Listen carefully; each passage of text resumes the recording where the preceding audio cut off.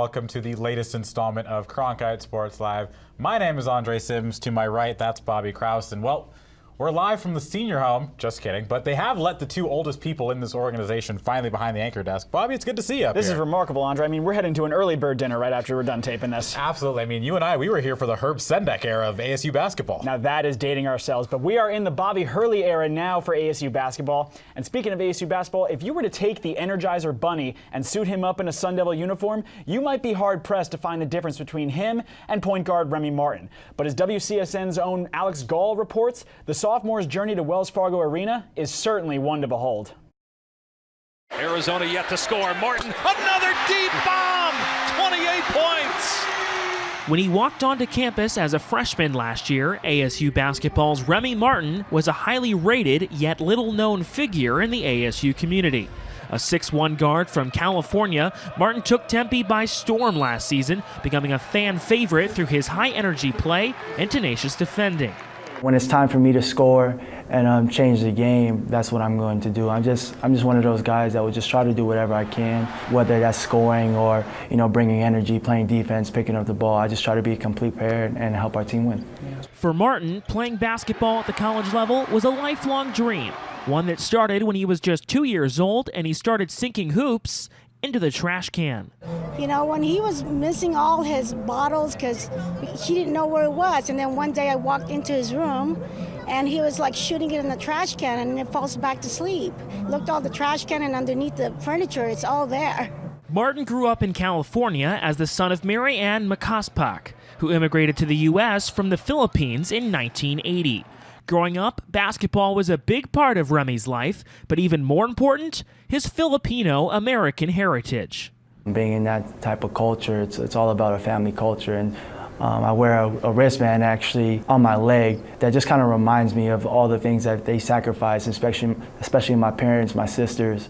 Remy's bond with his family goes well beyond the basketball court. Martin takes part in many of his family's Filipino traditions, which inspired him to be grateful for what he has and to use his platform to be a leader for his family and for his teammates. She taught me a lot besides basketball. She taught me how to be a better human being. It has a lot to do with my leadership on the court, is that I take things like family gatherings and how we converse with each other, and I take that on the court, and it works perfectly.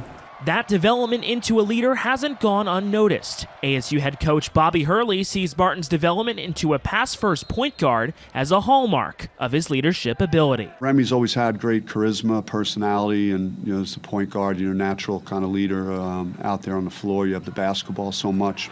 This year I think he's just taken another step in his development, and his role has gotten a little bit bigger, and he's really looking for his teammates in addition to finding his own scoring opportunities. Now in his second season as a Sun Devil, Martin has many high hopes for his future, including making it to the NBA, playing for the Filipino national team, and using his resources to give back to his family's heritage. In the Philippines, you don't have all this luxury. He has so much shoes and clothes. He says, Mom, let's send it in the Philippines. So him and my husband actually had put that together, put them on boxes and shipped it in the Philippines. That people see me as a passionate guy and an energetic guy, and I guess I got that. I guess it goes through a Filipino heritage. Remy Martin, a winner on the court and a leader in life. And the basketball coverage doesn't stop there. We are now going to bring in not one, but two of our WCSN basketball experts, Chris Gleason and the man that just brought you that incredible package, Alex Gall. Thank you both for being here. And Alex, I'll start with you first. Remy Martin obviously has a strong connection with Bobby Hurley, but you were telling me before the show today that there was a specific moment that happened with his family that ultimately played a really large part in him ending up in Tempe. What was that? Yeah, well, the similarities between Bobby Hurley and Remy Martin are pretty, they speak for themselves, both point guards, really pass first as well. But Remy Martin's mom described to me before they even committed to ASU, his entire family sat down multiple times and watched the ESPN documentary Hurley, the E60 one, and they said that it really inspired him and inspired them to go after Remy at ASU, just because of how much work that Bobby Hurley had done to get back from his injury that he suffered during the first season he played in the NBA. And it really inspired him to come to ASU because he could learn from someone like Bobby Hurley. Yeah, you see that as a common theme between Remy and a lot of the players on the Sun Devil basketball team, that they would just run through a wall for Bobby Hurley. And you see that passion on display sometimes on the court, but they have been a little bit hit or miss. And we saw that against Colorado. And Chris, I'll turn this question to you. What did you see that ultimately led to the loss to the Buffaloes? Well, Andre, it's just been the same theme for most of the conference season when they have these bad losses. It's just inconsistency from half to half. Usually it's the second half that ends up being the worst one, like against Colorado. They shot 12 for 25 in the first half, 13 for 34 in the second. And on the defensive end, all 20 of their fouls that they got called for came in the last 30 minutes of the game, which of course, mostly the second half. Romello White, Tayshaun Cherry both got into foul trouble late and combined to score 2 points in the second half after scoring around 15, 16 in the first. So really, it's just a matter of being consistent from half to half, which is something they fail to do in these losses. Yeah, consistency has been an issue. We've seen this team go up to the highest of the highs, beating teams like #1 Kansas, but also suffering some very bad losses like home against Princeton. So Alex, I'll turn this one back to you. What is the reason of that, and why is there such a disparity? Yeah, it really has been Jekyll and Hyde for this team the entire season. They've really played up to the level of their competition, like when they beat #1 Kansas. But the next week they lost to Princeton. They have those 2 quarter-4 losses to Princeton, and then last week versus Washington State. And as our own Tyler Mannion talked to ESPN's Joe Lunardi, those 4 Quadrant 1 wins are going to look really good for ASU, and that's something that the committee really looks at when they select teams for the NCAA tournament. That the quarter-4 losses to Princeton and to Washington State are really going to hurt this team going down. Yeah, and it really is make or break time of this season, and as they make a push towards the Pac-12 tournament. And Chris, final question to you. Tomorrow they take on Utah in Salt Lake City. What are you looking for in that game? What does ASU need to do? Yeah, Andre, the biggest factor is going to be defending the perimeter for sure. Utah still has scored the most points against ASU this season, back when they beat them 96-86 to open 2019, to open conference play. And Utah, in the second half of that game, shot 10 for 16 at 62.5% from 3 in the second half. And that's been something that has been a problem for them. That half that they got outscored by 17 against Washington State, they shot very high from 3. Same with Stanford when they had a good second half. So all these bad losses, they really need to defend the perimeter better. Excellent stuff from both of you, and it definitely is time for ASU basketball to make a push if they want to make the NCAA tournament. But the basketball coverage still does not stop. We've hit the middle of February, and according to every 12-month calendar ever made, that means March is right around the corner, and with that comes March Madness. Both men's and women's basketball are looking to make pushes deep into March. And for more on the women's side, here's WCSN's Gabe Swartz. Thanks, Andre. Well, the 19th ranked Sun Devils enter tonight's contest with Colorado well-rested and well-prepared after Saturday night's cancellation of their game in Washington. Head coach Charlie Turner-Thorne mentioned at Wednesday's media availability that was both a blessing and a curse for the Sun Devils, as they could have had an easy win, but it also allowed them extra time to prepare for the Buffaloes. Offensively for the Sun Devils, ASU is going to look for Kiana Ibis. The senior forward has scored 20-plus points in 4 of her last 7 games. ASU riding a 3-game winning streak into tonight's contest with Colorado. Tips off play at 6 p.m. here at the bank. For Cronkite Sports, I'm Gabe Swartz, sending it back to you guys in the studio. Despite an offseason filled with transfers and uncertainty heading into Tricia Ford's 3rd season at the helm, the Sun Devil softball team has started things off in 2019 about as well as possible. After going 4-1 last weekend in the Kajikawa Classic, ASU opened the Littlewood Classic last night against Illinois State with a 9-6 victory. Troy Tauscher has the reaction for us from Farrington Stadium.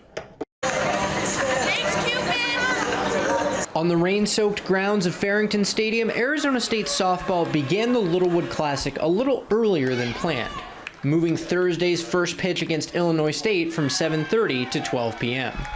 Both sides leaned heavily on base running in ASU's 9-6 victory. Despite combining for 15 total runs, neither team had a ball clear the fence. Taylor Becerra kickstarted ASU's offense in the bottom of the second inning, part of a 2-for-3 3 RBI day for the senior third baseman. Becerra had a heck of a day today. She just put the ball in play. She works hard. She's a senior. She's been in these situations. So she just had a great game for us offensively. Paced by Becerra, the Sun Devils put up 4 runs in the bottom of the second and 1 in the bottom of the fourth. After going up 5-0, the Sun Devils may have been expecting an easy victory. But as the light showers continued to fall in Farrington Stadium, the Redbirds attempted to rain on ASU's parade. A pair of doubles in the top of the 5th got Illinois State on the board, and they eventually ended up with a 4-run frame of their own. The Sun Devils regained a 5-run lead in the bottom of the 6th, but the Redbirds would threaten one more time, loading the bases with no outs in the top of the 7th. Freshman Michaela Santa Cruz had the chance at her first career save and gave up 1 hit while striking out 2 to seal the game for the Devils. The first game I went into, I was really nervous. My legs were shaking. It was just a different experience than club ball. But definitely now I feel calm. I have confidence in myself. And just knowing my team's back there, like I said before, they're awesome. While Arizona State was able to fend off the pesky Redbirds, pesky is too weak a word to describe their next opponent, the number 6 Florida Gators. Reporting in Tempe, Troy Tauscher, Cronkite Sports. From one diamond to another, it's baseball season in the Valley once again. Tracy Smith will get his 5th season in charge underway tonight against the Fighting Irish of Notre Dame. With Spencer Torkelson and Alika Williams eager to drop freshman phenom from their titles, and upperclassmen like Carter Aldretti and Hunter Bishop looking to lead this team by example, there's plenty of intrigue to go around the diamond at Phoenix Municipal Stadium, as our own Jacob Rudner reports. When Tracy Smith and the rest of the Sun Devil baseball team exited the field for the final time last year, it was in disappointment. A second season of sub-500 play and optimism around Phoenix Municipal Stadium was hard to come by. But in 2019, the team will look to change that. RJ Dabovich said when asked about the goal for the 2019 season, quote, "Just get to Omaha." Let's take a look at the players around the diamond that will help the Devils meet that goal. We'll start at catcher. Last year, it was Lyle Lynn behind the plate, but this year, at full health, Sam Ferry should be the backstop. At first base, the star of the show, Spencer Torkelson. Torkelson became the 5th freshman in ASU history to make the All-American team, and in 2019, he'll look to build on that. At second base, Drew Swift lines up to carry most of the workload, and he'll hope to improve on his .201 batting average from last year. Moving around the infield to shortstop, Alika Williams will take on the majority of the work, although Drew Swift could shift over there when needed. Finally, the hot corner, third base. Switch hitter Gage Workman should handle those duties. Now the outfield. In left, the Devils should run with Trevor Hauver, a player who quietly could make a splash in 2019. In center, Hunter Bishop should see considerable time, and in right field, Carter Aldretti should be out there almost every day. On the mound, the Devils will run with a rotation of Alec Marsh, Boyd Vanderkoy, and RJ Dabovich. Lyle Lynn should be their designated hitter. 2019 is about a fresh start for a Sun Devil baseball team that struggled to do well last year. This is the lineup that will try and do it. Zahid Valencia has been one of the most dominant athletes to wear the maroon and gold over the last few years. However, he is in fact human. In a recent match against the Penn State Nittany Lions, Valencia suffered his second head-to-head loss against Mark Hall of the Nittany Lions. The two have been going back and forth at the national scale, squaring off 4 times and splitting the 4-2-2. Overall, the Sun Devils were outmatched in State College, losing 41-3. One of the most intriguing teams on ASU's campus this season has got to be the men's hockey team. Led by head coach Greg Powers, they're trying to make the NCAA tournament this season for the first time in program history and be the first independent team to make the tournament since 1996. For more on this, we bring in WCSN men's hockey analyst Hunter Hippel. Now, Hunter, what has gotten ASU to this point to be on the fringe of the national tournament? Yeah, I think it's 2 things in particular. One, guys have stepped up this year. For example, freshman defenseman Josh Maniscalco, he's playing sophomore minutes, as Coach Greg Powers says. And I think the biggest key to his season so far has been the fact that he's been active on the offensive end, too. Another player who's been absolutely amazing this year has been Joey DeCord. A huge step from last year to this year. He's a Hobie Baker finalist. Secondly, I think the biggest thing to this season so far has been the fact that when this team is down, they don't lose. They've came back multiple instances over the course of the season. Colorado College, Boston College, Minnesota State, number 4 team in the country. They all face deficits in all those games. Now, with 2 weekend series left in the season against AIC and Minnesota, what do the Sun Devils have to do to solidify their tournament hopes? I think they need to go 500. If they go 500, they'll be fine. AIC is a good team, as we'll get into later, and Minnesota, that series is going to be tough as well. It's Minnesota. it's going to be extremely, extremely difficult to play there, no matter how good they are. And they're having a little bit of a down year. But if they go 500, they should be into the tournament. No problem. And now turning our attention to this upcoming series, what do the Sun Devils have to do to get the success that they need against American International? AIC is a really, really good team. Greg Powers mentioned that earlier this week. They have a very, very potent offense. It's led by Blake Christensen. He's another Hobie Baker finalist this year. They need to shut him down. And I think at the same time, they have to capitalize on the power play. The power play has been really, really bad so far this season. Or not so far this season, but lately it's really, really struggled. And American International has a very weak penalty kill. Sorry. So if they can capitalize there, they'll be fine. Hunter Hipple with everything you need to know about ASU men's hockey as they try to make the tournament for the first time in program history. Quite frankly, WCSN has cornered the market on women's hockey coverage, and the team is gearing up for the playoffs. Last week, ASU finished off the regular season with a 1-0 overtime win against GCU and followed up on senior night with a 4-2 victory. After the game, WCSN's women's hockey broadcaster Nick Batters spoke to Casey McGinley, the Devils' lone senior. Here on the Walter Cronkite Sports Network post-game show, joined by the lone senior for the Arizona State women's hockey team, Casey McGinley. Casey, what are the emotions like right now? Oh my gosh, why would you ask me that? I can't even explain it. This is the best, worst day of my life. 4 goals for you guys against Grand Canyon. How nice was it to put up this offensive performance? Yeah, we needed that. We weren't going to settle with what we had yesterday. I told them, like, I'm all for the big overtime, game-winning, shorthanded goal, but don't do that to me tonight. I couldn't handle it. You guys scored 1 goal in each of the first 2 periods and then 2 goals in that third period. Did anything change in the third period? We talked about our offensive pressure and not settling. We needed to be very aggressive and not let them have a chance. What did you see change from last night's game into tonight's game? Obviously, it was a 1-0 game, 0-0 for over 60 minutes, and then today 6 combined goals between the 2 teams. Yeah, I think we were just getting the opportunities. Yesterday we had them, we just weren't capitalizing on them, and today we took full advantage. We knew what we needed to do, and we just had to bury it.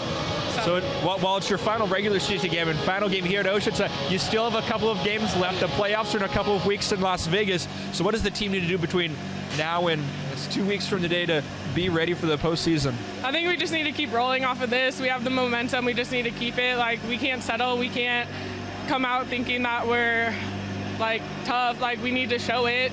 You know, like, this doesn't mean anything when we go to Vegas. Like, we need to bring it. Well, the final score here from Oceanside Arena, 4-2 in favor of Arizona State. Us, the Walter Cronkite Sports Network, will be with you in Las Vegas streaming all the games live. But for Casey McGinley, Reed Harmon, our executive producer, Reagan Smith saying so long. Farewell from Oceanside Ice Arena. Again, the final score, 4-2, ASU over GCU. Excellent work there from Nick. And like I said, I really think we have cornered the market on ASU women's hockey coverage. And another thing that we have cornered the market on is Sun Devils social media. And for that, we're going to bring in Jackson Zuber. Jackson, thanks for joining us. Thank you for having me on. It's my debut. I'm hoping that I have some great tweets to show you guys. We're starting it off. We're going back to my alma mater. He went there. I went there. The similarities stop there. But we have N'Keal Harry showing off the bench press. I mean, the most impressive thing I can do in the gym is my forearm curl. It's very devastating. I don't know about you guys. What can you do in the gym that surprises some people? You know, not a whole lot. I think just me being in the gym is surprising to people. So I think that's about where my gym expertise stops. There's no way I'm doing that. Yeah, the second that I walk into any fitness center of any kind, it's a modern marvel. I couldn't even pretend to do what N'Keal Harry just did. Yeah, it's true. No one that's in this building could probably do what N'Keal Harry just did. But we're going to move on. We're going to continue with football, but this time it's Herm Edwards memeing again with the T meme this time. And obviously it's referring to the U of A game that I think that turned out with a win, right? Now, you guys, what is your favorite Herm Edwards meme? Honestly, I just appreciate the fact that Herm Edwards is a walking meme. And there is few things better in life than a person that is a walking meme without the awareness that they are constantly being memed. And I feel like given Herm's bravado and his big personality, it just breeds moments like this. That's absolutely right, because it's the fact that you almost think that he has to plan it, but you know that he's walking in there and just saying what's on his mind, which is what makes him great and is what makes him the everlasting fountain of memes. Oh yeah, he's just a ball of charisma. And now we're going away a little bit from ASU football. It's a former ASU quarterback, Mike Bercovici, in the AAF, and I mean, he took a wallop of it. Here it is. Boom! I mean, helmet's off, football, it's out.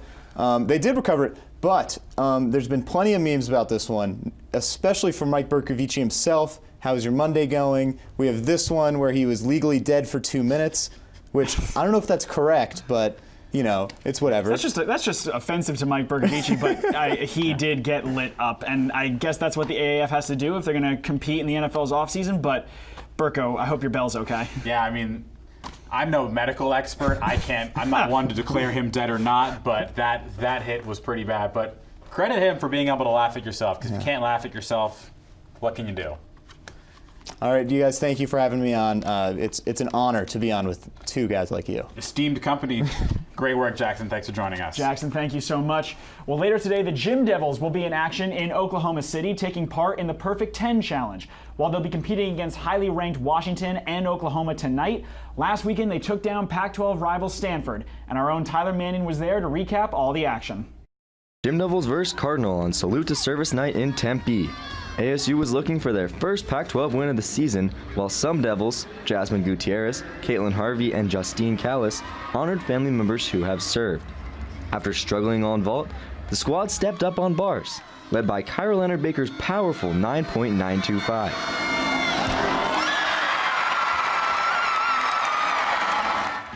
On beam, Gutierrez made her ASU debut with an impressive 9.85, and the rest of the Devils followed suit. To close out the action, ASU posted a season-best score on the floor exercise to secure their first Pac-12 win of the year in a blowout of the Cardinals. Although the Gym Devils scored a season high, the tribute to military members through Salute to Service truly made the night special.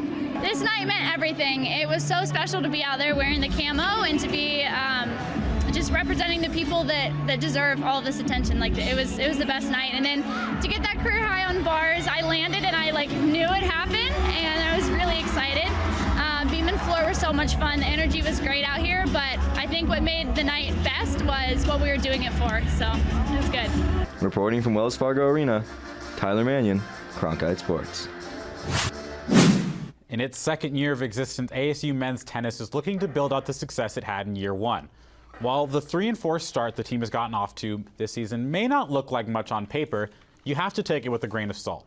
3 of the last 4 losses have come against teams ranked inside the top 20, and the 4th was to a Duke team by a slim 4-3 margin. The point is, there are still positives to take away from the early sophomore season for the program. And next up for the squad is a road tilt against the Texas A&M Aggies next Friday.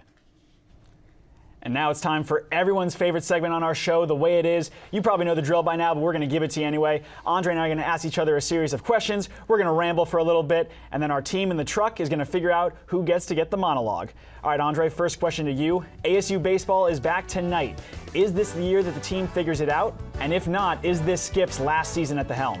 Honestly, I was of the mindset that last season was going to be Skip's last season at the helm. If you look at 2016 and 2017, not only were they bad, it got worse from 2016 to 2017. A lot of people were calling for Smith's head, and justifiably so. This has got to be it if it doesn't turn around. Yeah, I have to agree with you. Tracy Smith is under intense scrutiny from both the fan base and from Arizona AD Ray Anderson. This is a storied program with high expectations, almost professional level expectations here in the Valley of the Sun. So I think that if Tracy Smith does not get this team back to the tournament this year and have some success in that tournament, it's going to be lights out. Speaking of tournaments, March Madness right around the corner for ASU men's basketball. It's been up and down. We've talked about it a lot on this show. Do they need a deep tournament run in the Pac-12 tourney to make the tournament? In my opinion, absolutely. I think that the topsy-turvy nature of this team all season long, the alternating losses, not being able to sweep a weekend is going to really hurt them. I think they're going to need a semifinal run in the conference tournament, maybe even a run to the championship game if they can get lucky. I think that they have the talent to do it, but I think that their resume is going to be too shoddy otherwise. Our own Tyler Mannion spoke to Joe Lunardi via Skype, and Lunardi said that basically the best case scenario for ASU is being the 2 seed in the tournament and not having to run into Washington until you get to potentially the championship game. But I honestly think if they could win 4 out of their last 6, they might not need a deep tournament run because they can show that there is some consistency in this otherwise very inconsistent team. All right, Andre, and last question. Through all of the uncertainty of the offseason, ASU softball has started off 5-1 and they're ranked 16th in the country. Do they sustain it? Honestly, Bobby, if you look at the teams they played in these first 6 games, they're not bad, but they're also not great. But if you look at the schedule going forward, you got a lot of ranked teams coming into Tempe. Ask me that question again at the end of tournament season. Yeah, I have to agree with you there. I think that the loss of Daniel Gibson and G. Juarez to transfer, the loss of Brianna Maha and Dale Rindak to graduation, I think that it might catch up with them come conference play. Pac-12 is one of the best, if not the best, softball conference in the country. ASU is really going to have to put their money where their mouth is if they're going to make another deep run. And now we got to see who our producers pick. This is going to be a tough one. Definitely is. I think I know who's going to win, but I think I do too, but I don't want to speak too soon. I hate to get caught off guard like that. That would be rattling. That's for sure. And they're still figuring out. And there we go. First time anchoring on the show, and I get the monologue. Well, with Arizona State baseball set to begin another season with lofty expectations from administration and fans alike, the microscope will be placed firmly on head coach Tracy Smith. After making the NCAA tournament in his first 2 seasons, with a roster primarily composed of players that Tim Esme recruited to campus, the man they call Skip has missed out on the big dance the last 2 seasons, with primarily his recruits making up the roster. Some ASU fans might be ready to throw in the towel on Smith by now, but I say slow your roll. In his career, Smith has won over 700 games as a college head coach, led Miami of Ohio to 2 NCAA tournaments as a mid-major, and guided Indiana to their first College World Series in program history in 2013, which is no simple feat. The results might not have been there the last 2 seasons, and yes, they were the worst 2 years in the program's history, but with talent on the field taking the form of guys like Hunter Bishop, Carter Aldretti, Alec Marsh, and some guy named Spencer Torkelson, the potential is there for ASU to return to Omaha sooner than people think. And if the Sun Devils do make it there, it'd help to have a man at the helm who's been there before. And that's the way it is. Excellent stuff, Bobby. ASU baseball looking to bounce back, but one thing that never has to bounce back is top plays. They're consistent every single week. And number 3 starting us off, Danielle DuPont from ASU women's hockey, cornering the market once again, and she found the bottom corner there against GCU. That was the winner. Freshman center there making plays. All right, we're heading to Wells Fargo Arena Gymnastics. Jasmine Gutierrez, it's her collegiate debut. She's on the beam and she sticks it with a 9.85 in her collegiate debut. It doesn't get any better than that. Back to Oceanside Ice Arena we go at number 1. Kat Jones. 1 minute to go. Jones fires a shot up. She buries it home. The Sun Devils win. Short-handed goal for Kat Jones. Arizona State, the short-handed goal. They mob Kat Jones in front of the crease. God, there's nothing better than top plays. There's nothing better than CSL. Honestly, that was a top-tier set of top plays, and I think this was a top-tier show. We covered a lot of ground on this. That's what we do here, though. We always try and bring the best out. Well, Bobby, as we mentioned, we have an early bird dinner to get to, so that'll do it for all of us here at WCSN and Cronkite Sports Live. Thanks for tuning in to another great episode. For Bobby Kraus, I'm Andre Sims, and everyone else here in our downtown Phoenix studio. Thanks for watching. We'll see you back here, same time, same place next week.